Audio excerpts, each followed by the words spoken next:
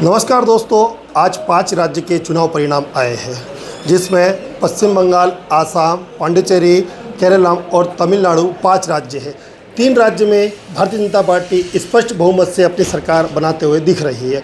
वहीं 2 राज्य में क्षेत्रीय पार्टी अपनी सरकार बना रही है। 3 राज्य के अंदर भारतीय जनता पार्टी के द्वारा जो प्रदर्शन किया गया है और पश्चिम बंगाल में इतिहास में पहली बार भारतीय जनता पार्टी अपनी सरकार बना रही है। इसी को लेकर हम मध्य प्रदेश शासन में कैबिनेट मंत्री नागर सिंह चौहान से बात करेंगे कि भारतीय जनता पार्टी ने किस प्रकार अपने कार्यकर्ताओं को मोबिलाइज किया और कार्यकर्ताओं से मेहनत कराई और नेताओं ने किस प्रकार से फील्ड वर्क किया कि भारतीय जनता पार्टी पश्चिम बंगाल में अपनी सरकार बना पाई है। जी भैया, कैसे बनी सरकार आपकी? देखिए, पूरे देश की नज़र पश्चिम बंगाल चुनाव पर थी और पूरा देश और पूरे देश की जनता चाहती थी कि पश्चिम बंगाल में जिस तरीके से ममता बनर्जी का जो कुशासन था और जो हिंदू समाज पर बांग्लादेशी जो लोग थे वहाँ घुसपैठ करके अत्याचार करते थे और हमने पिछले 15 सालों से जो देख रहे थे वहाँ का कुशासन कि वहाँ के जो हमारे हिंदू भाई बहन हैं उनके ऊपर जिस प्रकार अत्याचार हो रहा था, मैं समझता हूँ कि वो चीज़ें मतलब देख नहीं सकते थे। ये ऐसे दृश्य हम लोगों ने देखे और मैं हमेशा भगवान से यही प्रार्थना करता था कि एक बार पश्चिम बंगाल में भारतीय जनता पार्टी की सरकार बनना ही चाहिए। और आज मुझे बहुत कहते हुए बहुत प्रसन्नता है, खुशी है कि देश के प्रधानमंत्री नरेंद्र मोदी जी का जो नेतृत्व है और देश के जो हमारे गृह मंत्री अमित शाह जी का वहाँ पर जो मार्गदर्शन मिला है, उन्होंने जिस प्रकार संगठन ने काम किया, पार्टी के कार्यकर्ताओं ने बूथ बूथ पर जाकर काम किया है, निश्चित रूप से उसी का परिणाम है कि आज पश्चिम बंगाल में भारतीय जनता पार्टी की सरकार बन रही है। मैं देश के जो हमारे कार्यकर्ता जो वहाँ पर काम करने के लिए, संगठन का काम करने के लिए लगे हैं, ऐसे सभी कार्यकर्ताओं का आपके इस चैनल के माध्यम से बहुत बहुत आभार व्यक्त करना चाहता हूँ। और वहाँ की जनता, मैं समझता हूँ कि आज वो गुलामी से आज पश्चिम बंगाल आज़ाद हुआ है। और जो मैं टीवी पे दृश्य देख रहा हूँ जो कि वहाँ की जनता की नज़रों में जो खुशियाँ हैं और पूरा देश आज पश्चिम बंगाल के चुनाव की खुशियाँ धूमधाम से मना रहा है। मैं पुनः इस देश के प्रधानमंत्री जी, गृह मंत्री जी और भारतीय जनता पार्टी के जो राष्ट्रीय अध्यक्ष हमारे आदरणीय नवीन जी, उनका मैं बहुत बहुत आभार व्यक्त करना चाहता हूं।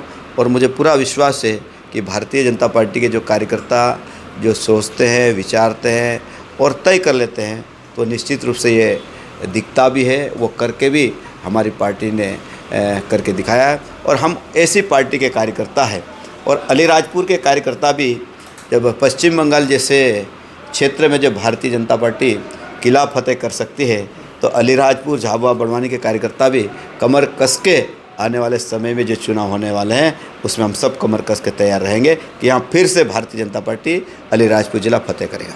हमें कुछ सूत्रों के हवाले से मालूम हुआ था कि आपने कोई संकल्प लिया था या कि अगर भारतीय जनता पार्टी पश्चिम बंगाल में जीतती है तो आप किसी तीर्थ स्थल का जाओगे। देखिए, मैंने कई दिनों से, मेरे बहुत सारे मित्र हैं, वो हमेशा कहते थे कि केदारनाथ चलना है, केदारनाथ चलना है। तो मैं हमेशा यही कहता था और मैं विचार भी करता था, मन में सोचता भी था कि पश्चिम बंगाल में अगर भारतीय जनता पार्टी की सरकार बनेगी तो मैं केदारनाथ बाबा के दर्शन करने जाऊंगा। और वो दिन अब आ गए हैं, मैंने आज ही कहा है।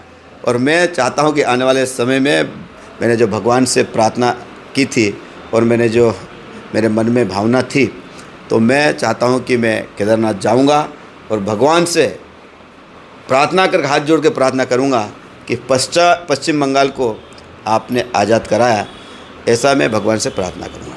पश्चिम बंगाल में कई भारतीय जनता पार्टी के कार्यकर्ता और नेताओं की निर्मम हत्या भी हुई, तो उन लोगों की कुर्बानी भी आज काम आई है।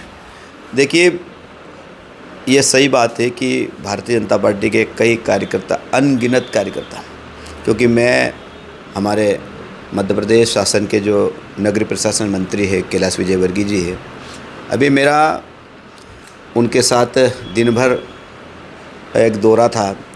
तो उस दिन मैंने पश्चिम बंगाल के बारे में बहुत कुछ उनसे जाना और समझा।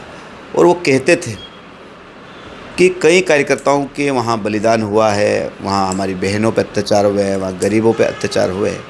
और मैं समझता हूँ कि ये जीत उन्हीं की मेहनत का परिणाम है।